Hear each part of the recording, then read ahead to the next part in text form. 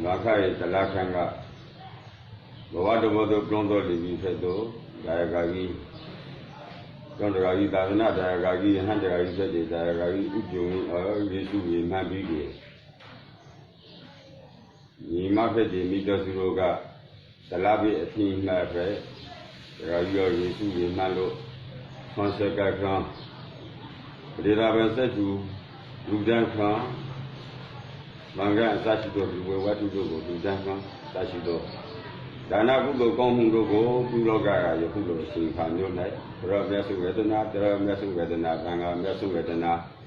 Vedana Matumbo, Rodiman, Tomorrow, Higo, Pudo, Pumio, Mancho, Doga, Vedana, the Apanama, Karawa, Komu, Pudo, and Sidana, Pragadoga, Metabit, and Manhattan. Bawade, Conra Giga, Buda, Freeway, Sada, Dila, Tuga, Saga, Penahi, Odaba, Budo. Tudo Gondui, Ozagadana, Kanabaduna, Boasa, certain prison Gabi, Raga, Zashido, Missy, the Bodui, Gonda, Gonra, Shora, Mia, Pina, Fedo, Maha, Adagada, Melazot, Neba, Mago, Todo, Ralway, Yama, Puna, and the Graphico, Face. Hambandi, Kadani Nataha, Aisatila, Namaya Sami, Noghan Gadawa, Ilandita, Ibandi, Yambi, Hambandi, Kadani Nataha, Aisatila, Namaya Sami, Noghan Gadawa, Ilandita, Ibandi, Yambi. Ambandi, Kadani Nabaha,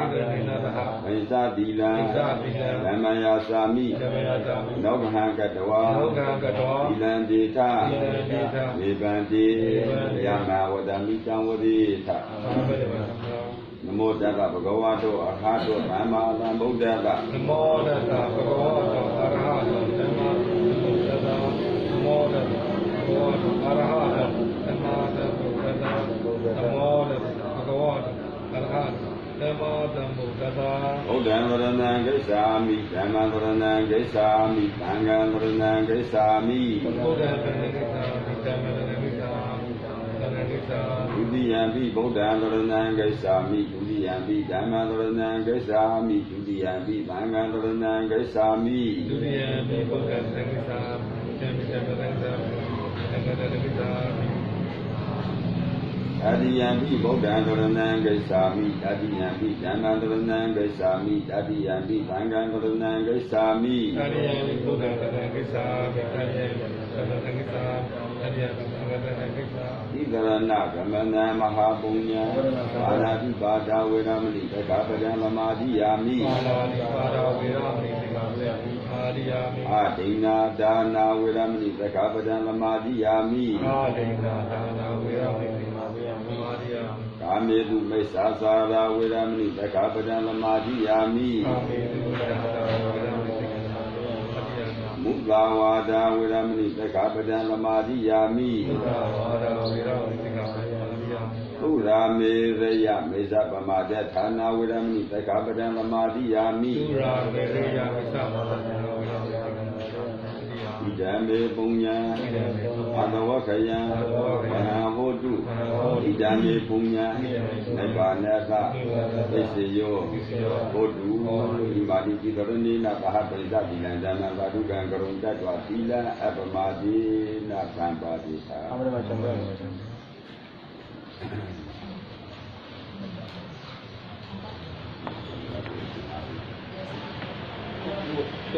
Macam ini kah? Rayu Yesus memang begini, minta juga. Fantasi di negara Sudan kaya kerana dulu, rayu arun tuwe. Sudan kaya akan mati, aku rasa ni kaya arun tu. Rayu nima minta juga arun yang macam dah. Dia wikwa lo Andre Kaban, yang tu Shambazi lo arun tu ni, ujian lo mereka pasti tertolak lagi kami. Mereka tertolak lagi kami, nasi lo terhisap lo berapa. Pemanda sekawan itu antara kesan tu dewada, Padama Mumira Sata Tunandu Taka Mokata Dhamma Tawana Kalo Ayam Badanda Dhamma Tawana Kalo Ayam Badanda Dhamma Tawana Kalo Ayam Badanda Namo Tassa Bhagavato Arahato Sama Sambuddhassa Namo Tassa Bhagavato Arahato Sama Sambuddhassa Namo Tassa Bhagavato Arahato Sama Sambuddhassa Yakanambhavato Yakanewata Nandipitana Yami Sewanu Yuzando Ratingi Wamatandito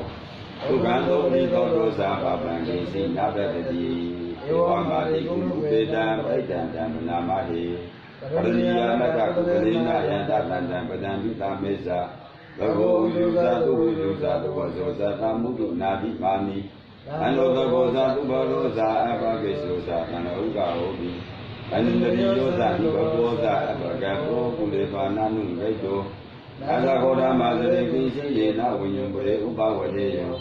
Ubino Akemino Mandu Tabatata Wandu Vijada Yigisi Kana Bugati Talawa Tawara Wanawatela Higawa Yewa Mahanda Bisimada Taganunga Tula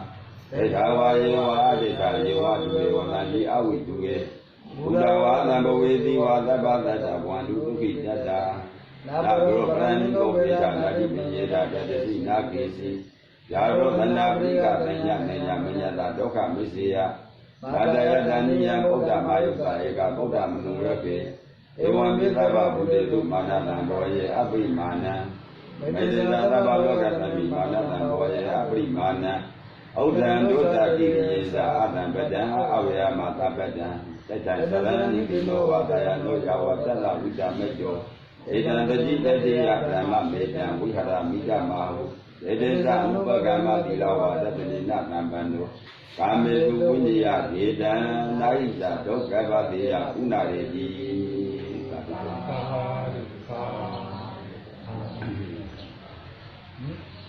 Rapidamente, all the Mudayu and the Gambi and Shando.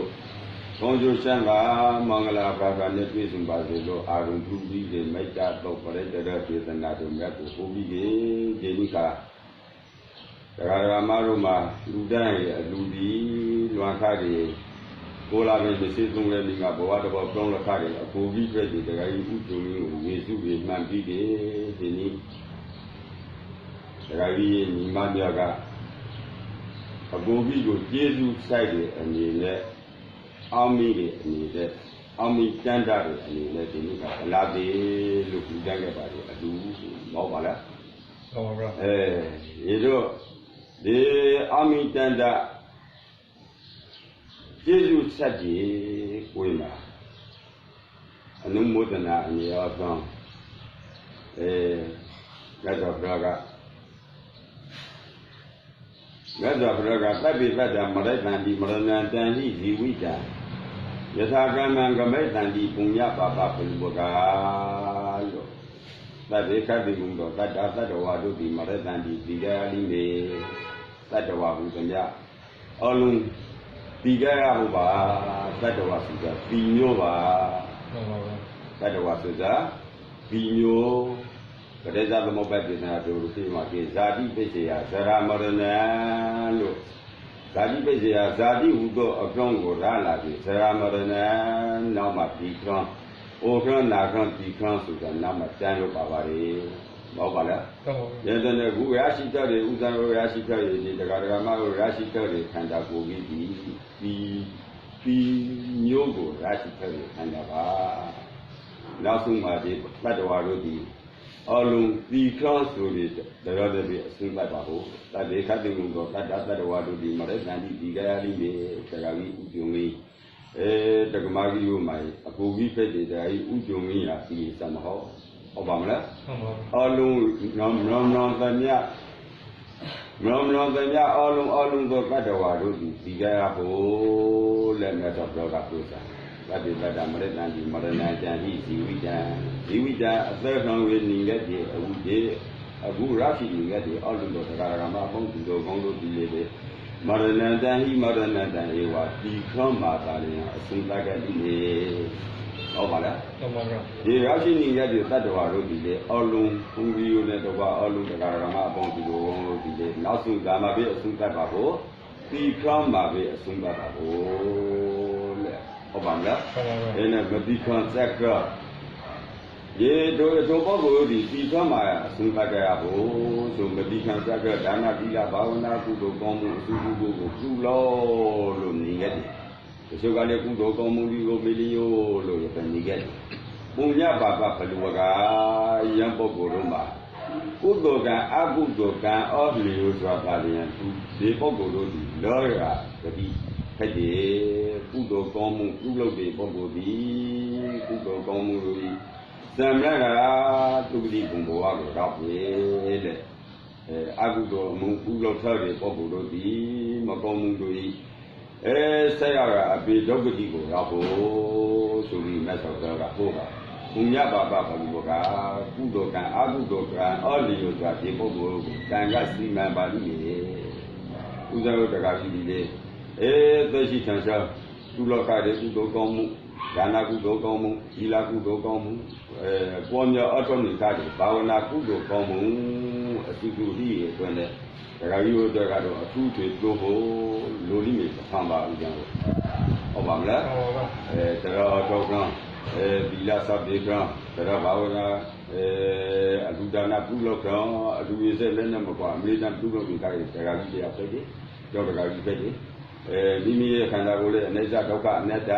ဆိုလက္ခဏာတွေသုံးပါးတောင်းပြီးအမေရိကန်စံခံသုံးသပ်ပေါ်များအထောက်လို့နေခါရတဲ့တရားကြီးဖြစ်တယ်ရန်တဲ့တရားကြီးတို့သူ့ကိုပြုနေကြတယ်လို့ပါလိုလိမ့်မယ်ပါသို့တော့လူဆိုတာကဒီကနိကာလမှာအကျေရမြဂတိမှမ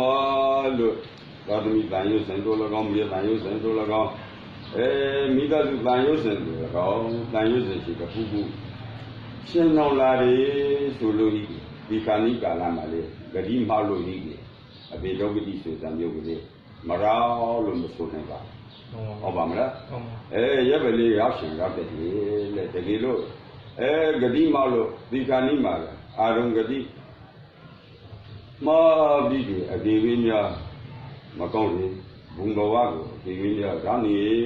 ရောက်လိဖို့ဆိုလို့မိကြီးလေဒီနိခာမိတော်သူဖြစ်ဒီညီမဖြစ်ညီမဟုတ်ကသူတန်းသားတွေကုသိုလ်ကောင်းမှုကံကြောင့်တက္ကကြီးဒီရံပဲ့လျာဘဝကဒီနေ့ကိုပြုရတော့ကုသိုလ်ကောင်းမှုတွေအဖို့ဘာကကိုအများရာပြီးကိုကြီးကြံပါကံစိတ်ရှမ်းပါကံအစရှိပြီးသူနဲ့ပြေဆုံးပါစေလို့အာရုံပြုပြီးဒီနေ့ခါသူချက်ကြီးဟုတ်ပါမလားဟုတ်ပါပါဒီတော့မြတ်စွာဘုရားကထပ်ပြီးတီလွန်ပြီးနောက်ပိုင်းမှာဒီပုဂ္ဂိုလ်မှာလောရာဂတိဆိုပြီး9မျိုးရှိပါရဲ့တဲ့ဟုတ်ပါမလားဟုတ်ပါနံပါတ်1မနောတဂတိဒီဘဝကဒီနောက်ဘဝမှာလူဖက်ရဲ့လူတွေကိုလောတယ်လမ်းလို့တလန်းပြီးတော့ဒီအရာကိုမနောတဂတိလို့ခေါ်တာညမနောတဂတိကိုလေကံအောက်လျော်စွာရောင်းတယ်ဟုတ်ပါမလားဟုတ်ပါမနုဿဂတိနောက်ဒေဝဂတိနတ်ပြည်ကိုလေကံအောက်လျော်စွာဒီပုဂ္ဂိုလ်တို့ရောင်းနိုင်ပါလေဒေဝဂတိမနုဿဂတိဒေဝဂတိနောက်နိရယဂတိငရေကိုလေကံအောက်လျော်စွာရောင်းနိုင်တရိစ္ဆာန်ဘုံဘဝကိုလေကံအောက်လျော်စွာရောင်းနိုင်တိယသနာဂတိပိဋ္ဌာနာဂတိပိဋ္ဌာဘုံဘဝကိုလေကံအောက်လျော်စွာရောင်းနိုင်ပါလေတဲ့ပြီးပြီးနောက်ပိုင်းမှာလောဘနေရာဌာနဇာနဌာနဤပါလေလောဌာနဤပါလေရမဒေဝဂတိကိုမနောတဂတိကိုတရားကိုသုဂတိလို့ခေါ်ပါလေနောက်ပေတာဂတိတိယသနာဂတိနိရယဂတိတရားတို့ဒုဂတိ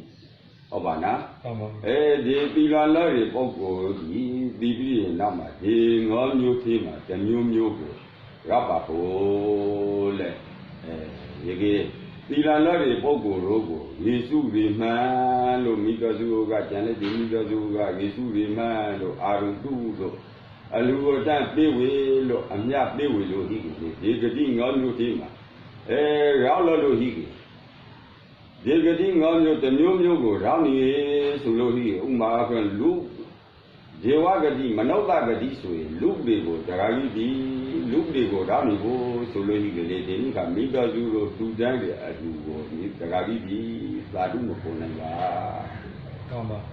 ဒါပဲလို့သာဓုမပေါ်နိုင်လေဆိုတရားကြီးဒီဒလားပြီးပါဒလားပြပါသေးဒလားပြပါသေးရေဆိုပြီးဒီဟိုဥဒ္ဒေသုခိစိတ်ဆိုတဲ့ဘောကဒီဘဝကသုခိဆိုတာနဲ့ဟိုဘဝကိုတခါတည်းပရိသန်ကြီးကူးပါပရိသန်ကြီးကူးရေဆိုတော့ဒီတရားကြီးဒီဒလားပြသုံးခါဒလားပြဆိုတော့မိခင်ရေဝါတိမှာဒလားပြဒလားတော့အဝေရှိပါဟုတ်တရားကြီးကရဲပဲမိခင်ရေဝမ်းကြတဲ့ချိန်မှာဒလားတော့အဝေရောက်နေရဲ့အတွင်းနဲ့လူတွေကိုဒလားတော့အဝေနဲ့ရောက်နေရဲ့အတွင်းနဲ့ဒီကမိသားစုကိုလူတဲ့ဒီဒါနကိုတရားကြီးဒီကအများတန်ပြီးဝေလို့ဒီကလေးတရားကြီးဒီမသိရတဲ့နဲ့သာဓုကိုလိုမရနိုင်ပါဟုတ်ပါလားဒေဝမနောလဂတိဆိုရင်လူတွေရောက်နေပုဂ္ဂိုလ်ကိုလေအများတန်ပြီးဝေလို့မရပါလက်အများတန်ပြီးဝေလို့သာဓုမပေါ်နောက်ဒေဝဂတိဆိုရင်လက်တွေကိုရောက်လို့တကယ်လို့တရားကြီးဒီလက်တွေကိုရောက်လို့ဆိုလို့ဒီကလေးဒီကမိတော်သူလူတန်းစားရလူဒါနကိုတရားကြီးကိုအများတန်းပြီးဝေလို့ဒီကလေးတရားကြီးဒီပုဂ္ဂိုလ်ကြီးအဖို့ပါကတော့အများမရနိုင်ပါဒါပဲလို့လေဆိုဒီပုဂ္ဂိုလ်ရောတဲ့မနောင်းလေးနဲ့ပြီးတော့တောက်တာတရားကြီးလူမတရားနဲ့မှတည်းဆိုတဲ့တော်ကြီးဟုတ်ပါလားအခုတည်းဘယ်ပုံသုံးစီပြီးရှိသေးတယ်တရားကြီးဒီလိုခါကျဦးဇောကိုဒီလူတွေသက်တမ်းတဲ့ processဒလားပြီးရှိသေးတယ်လက်တွေမှာဒလားလေးမရှိသေးတဲ့10မိနစ်ချင်းချင်းကြီးလို့ဒီလူမတရားမှနဲ့မတရားဖက်ဆိုတော့ရတဲ့ဒီနေ့ခါလူလိုက်တယ်မိသားစုလူလိုက်တယ်အခုလိုတရားကြီးဒီအများတန်ပြီးလို့အများတန်မရနိုင်ပါဘူးဒီကေမနောတဂတိဆိုရင်လူတွေရောက်နေကြတယ်တရားကြီးအများမရနိုင်လက်တွေကိုရောက်လို့ပြီလေလက်တွေဗမာပြည်အထက်ကိုရောက်လို့ပြီလေတရားကြီးကအများမရဘူးနောက်ပြီးနိရယပေတဂတိ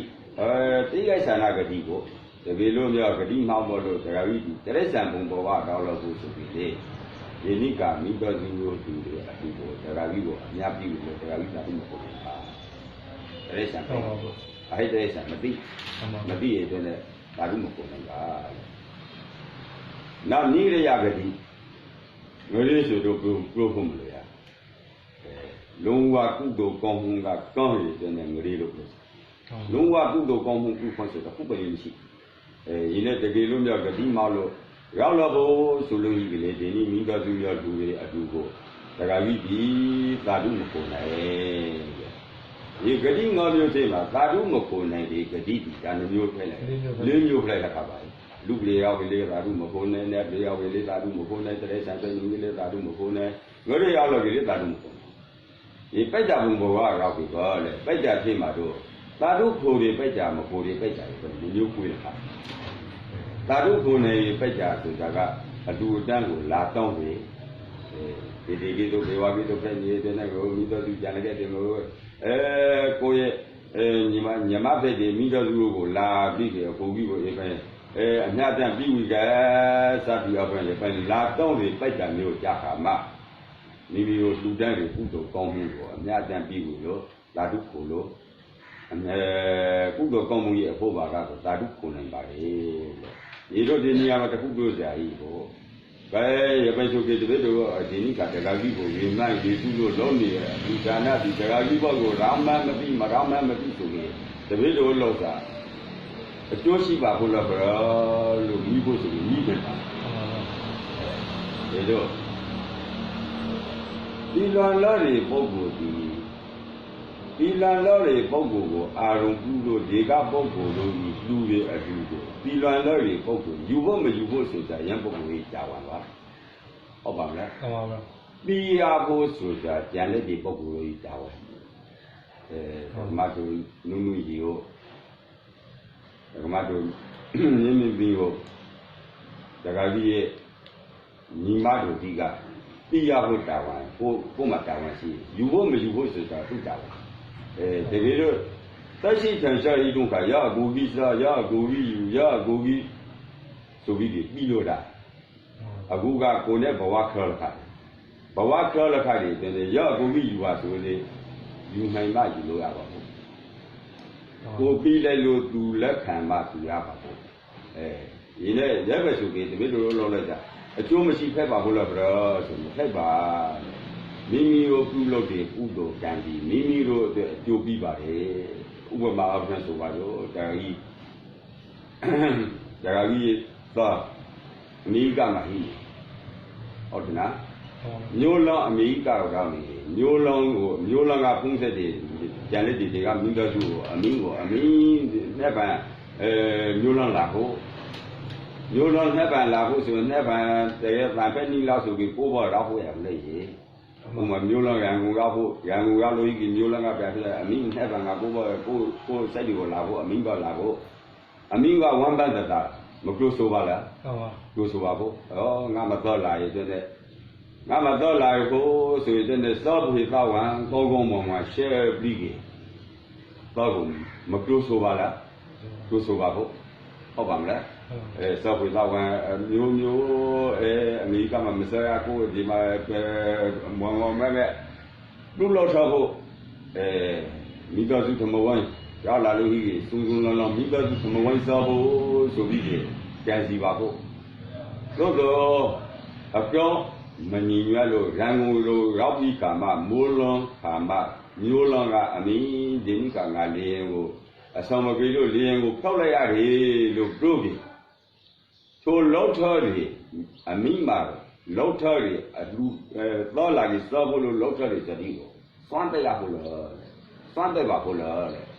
စွမ်းလို့တော့မပိုက်တာဟုတ်ပါဘူးတော့လာကြီးတော့နေတစုတရုံမိသားစုအမောင်းဝတ်တာတကယ်လို့သမရလာလို့ရှိကြလေသမရပြီလေရှိရမိတော်စုကစုစုလုံးလုံးနဲ့မိတော်စုခမောင်းဝန်တာတော့အတူပါပဲလေဒီနိကလူလိုက်တယ်အလူတီလေတက္ကကြီးဘောကိုရောက်လို့ရှိမရောက်လို့ရှိတက္ကကြီးဘောကိုမရောက်ကြလေအခုလူမီပုဂ္ဂိုလ်တို့ဤအလူတီဒါနမရောက်ပါလေကုသိုလ်ကောင်းမှုဤအဖို့ဘာကကိုဒီပုဂ္ဂိုလ်ဒီရပြီးတော့ပါဟုတ်ပါမလားအလကောအလဟကမပဲလို့ပြောရေနဲ့ပြုစာဥဒကပိယဘုဇာကအတုတာဝန်ပါဘိုးတာဝန်ယူဘုဇာကဒကာကြီးတာသက်ရှိကတော့ဒကာကြီးကိုယ်တိုင်လှမ်းလို့ယူနိုင်ရေဒကာကြီးကိုယ်တိုင်တောင်းလို့ပြီးလို့ယူနိုင်ရေအခုကတော့ဟိုဘဝခေါ်လခရေဆိုတဲ့ဒကာကြီးဒီမိမိကိုပြီးဆောင်ရေလေကိုယ်တိုင်ပြီးလို့ကိုယ်တိုင်ယူနိုင်ပါဒီနဲ့ဘဝခေါ်လခရေပုဂ္ဂိုလ်ဒီ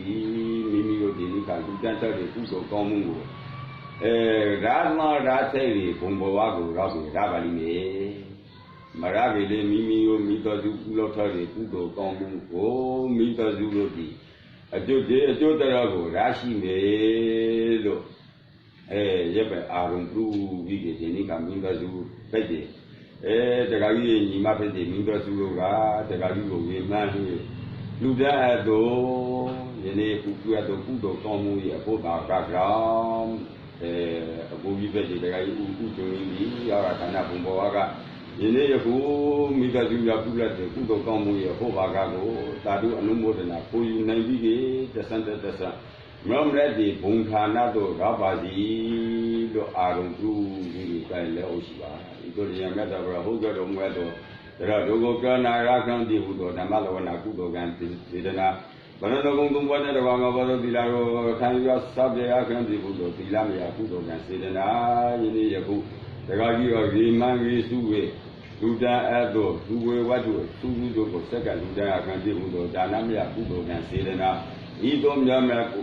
ဤသို့ပေါင်းအများများသောကုသိုလ်ကံစေတနာတို့ကဘုရားတပည့်တို့ဒီမောရမမဘူရမမလေးမတရားမမဲလက်တံကိုလေယမန်ထုတ်ချောက်ရတာပါလို့သုတောင်ပတနာပြုလိုက်ကဘုရားသည်တောင်းပြီးရှင်တဲ့ဘုရားတော်ကိုနိုင်စွာမသွေပြည့်စုံနိုင်ကြပါစေဘုရားတတိ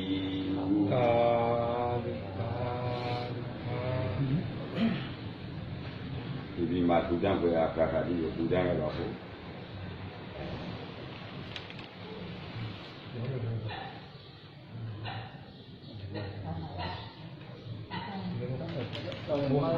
ရမောဒီဘန်းစီမှာပြီးပြီးရမကန်လိုက်ရပါဟုတ်ပါဘန်းစီပြီးကောင်းကန်ဘန်းစီပြီးရဘန်းစီမှာတည်ပြီးတော့ကန်ရဟိုတရမပါကန်တော့တိကလိုက်လေစမ်းမကန်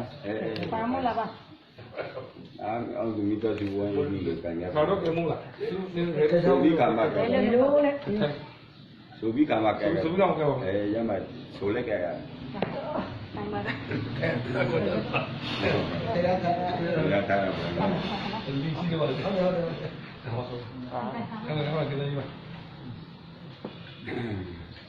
ဒီအလုံးလဲဆိုလိုက်ကြဖို့သံဃတဒီမသံဃရအင်္ဂကုံကိုအာရုံပြု၍မာကိတောဗလခံကဘဝတဘောသို့လုံးတော်လီပြီးသောအပူပြီးပြည့်သူဒါယကာကိဥကြုံမင်းအားယေစုဝေမှန်လေဒီနဝကမ္မလူတတ်ဖွေရာတို့ကိုစက္ကတူတတ်ပါ၏သံဃရဒီကောင်းမှု၏ဘုဘာကကိုပူပြီးပြည့်သောဒကာဤဥကြုံမင်းသည်ရောက်ရာဌာနဘုံဘဝကအာတုအနုမောဒနာဘုယူနိုင်ပါစေသောသံဃရဣဒံမေပုညံအဘဝကယံဝဟံဟောတုသံဃရဒီကောင်းမှုသည်ယောဂခတ်သိဗန္မိယာမံမြတ်သောနိဗ္ဗာန်၏သာအပံအဲ့ရပါလို၏သံဃရဒီကောင်းမှုကဘေးတို့မိတော်စုတို့သည်အန္တရေကံဘေးရန်ဆောင်၍ဘုံကျိုးရှမ်းပါစီးပွားဥစ္စာကျက်တရေမင်္ဂလာဂါတို့နောက်ပြည့်စုံရပါလို၏သံဃရနိဗ္ဗာန်တပစ္စယောဟောတုဟောအခြေတရားလာပါဝဲငါတတ်မလို့တခါပဲပြီးကြတယ်ရပြီလည်းနဘူးလာတခါပဲပြီးမလာကိန်းအဲ့ဒီကြီးဘာမှမနာဘူးเขาไม่งอเดี๋ยวเดียวเขาไม่งอเขาไม่แกแล้วเขาไม่งอว่า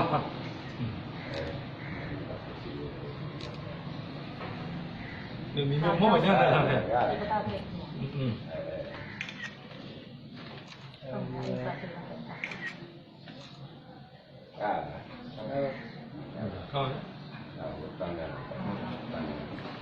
你知道吗？干嘛了？干嘛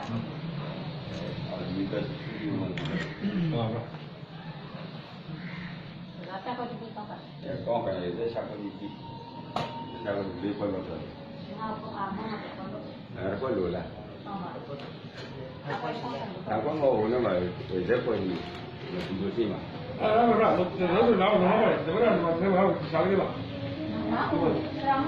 sáng sao vậy? Đó